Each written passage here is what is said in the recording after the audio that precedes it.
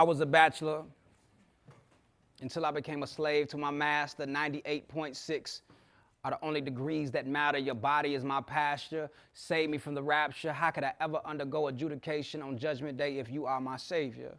Look what the creator created, a vision and a spectator.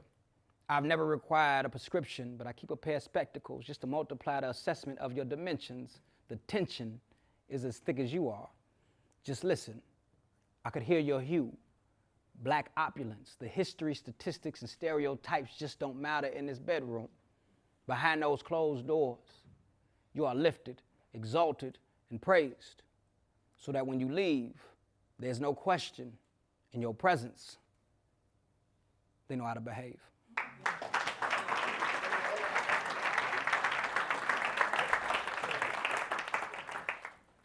The reason why I called that night school, which I think is very important,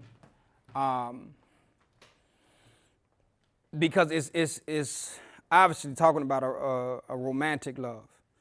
And, a lot of times, unless you're feeling frisky, a lot of our romance happens at night, right? But I think there's a lot to learn in the midst of romance, in the midst of lovemaking, in the midst of those physical moments.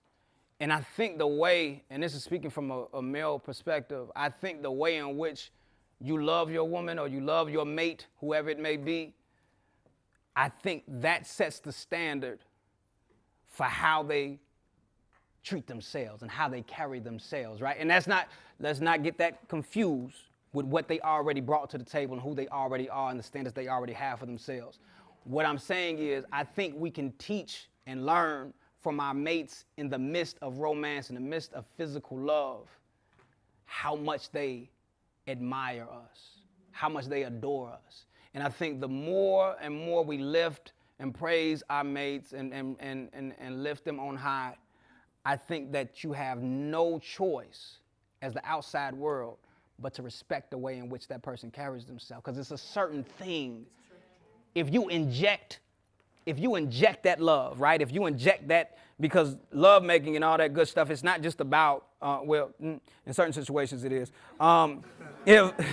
If you are intentional about your love making, right, and you're actually making love, right? You're actually creating love. I'm not talking about the extent or the time, how long this happens or how rough it is. I'm talking about the intentionality, what you're intentionally putting into someone, because this is a very close in proximity activity, right? And we're swapping things, right? And if you are swapping honor and praise and exaltation, right, they have no choice but to accept and receive that because you have put that in them. So, with that being said, once they walk out the door, they carry themselves a little bit differently. They don't even know where they got that from. They got that from you. When you walk out that door, they're going to know who's been loving you. That's really all that kind of comes down to, you know? You better take some pride in it, big dog, you know? When you walk out that door, they're going to know who's been loving you. That's pretty much where that comes from. Sometimes it just be good and you just got to stop. Like, that was good. I didn't even plan that. That was good. That felt.